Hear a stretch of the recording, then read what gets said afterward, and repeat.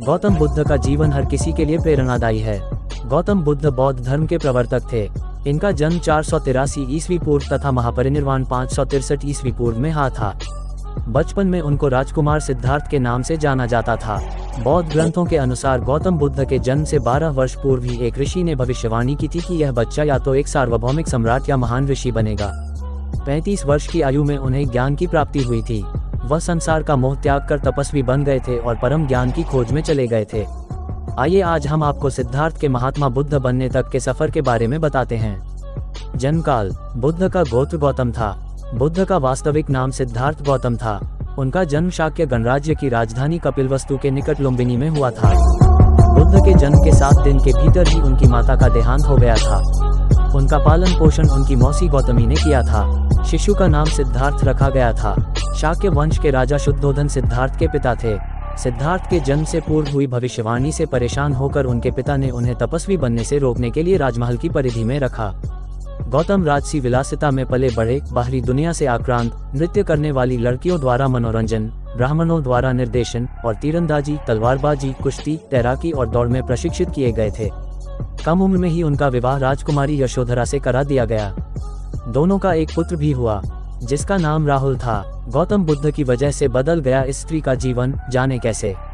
सिद्धार्थ बचपन से ही अत्यंत करुण हृदय वाले थे। वह किसी का भी दुख नहीं देख सकते थे। इतने प्रयासों के बाद भी 21 वर्ष की आयु में उनके अपने राज्य कपिलवस्तु की गलियों में उनकी दृष्टि 4 दृश्यों पर पड़ी। ये दृश्य थे एक वृद्ध विकलांग व्यक्ति, एक रोगी, एक पार्थिव शरीर और एक साधु। इन 4 दृश्यों को देखकर सिद्धार्थ समझ गए थे कि सबका जन्म होता है, सबको बुढ़ापा आता है, सबको बीमारी होती है और एक दिन सब मृत्यु को प्राप्त होते हैं। इससे व्यथित होकर उन्होंने अपना धनवान जीवन, अपनी पत्नी, पुत्र एवं राजपाट का त्याग करते हुए साधु का जीवन अपना लिया और जन्म, बुढ़ापा, दर्द, बीमारी और मृत्यु से जुड़े सवालों की खोज में निकल गए। ज्ञान की प्राप्ति। सिद्धार्थ ने अपने प्रश्नों के उत्तर ढूंढने शुरू किए। समुचित ध्यान लगा पाने के बाद भी उन्हें इन प्रश्नों के उत्तर नहीं मिले। फिर उन्होंने तपस्या भी की लेकिन अपने प्रश्नों के उत्तर नहीं मिले। इसके बाद कुछ और साथियों के साथ अधिक कठोर तपस्या प्रारंभ की। ऐसे करते हुए 6 वर्ष व्यतीत हो गए। भूख से व्याकुल मृत्यु के निकट पहुंचकर बिना प्रश्नों के उत्तर पाए वह कुछ और करने के बारे में विचार करने लगे थे। एक गांव में भोजन की तलाश में निकल गए, फिर वहां थोड़ा सा भोजन ग्रहण किया।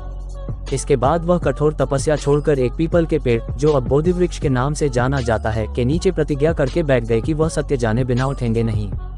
वह सारी रात बैठे रहे और माना जाता है यही वह क्षण था जब सुबह के समय उन्हें पूर्ण ज्ञान की प्राप्ति हुई थी।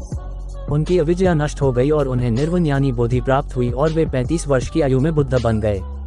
बुद्ध को शाक्य मुनि के रूप में भी जाना जाता है। 7 हफ्तों तक उन्होंने मुक्ति की स्वतंत्रता और शांति का आनंद लिया। प्रारंभ में तो वह अपने बोधि के बारे में दूसरों को ज्ञान नहीं देना चाहते थे। बुद्ध का मानना था कि अधिकांश लोगों को समझाना बहुत मुश्किल होगा। मान्यता है कि बुद्ध को स्वयं ब्रह्मा जी ने अपने ज्ञान को लोगों तक पहुंचने का आग्रह किया था, फिर वह इस पर सहमत हो गए। इस तरह उन्होंने अपना पहला धर्मोपदेश उत्तर प्रदेश के वाराणसी के पास सारनाथ में अपने पहले मित्रों को दिया था।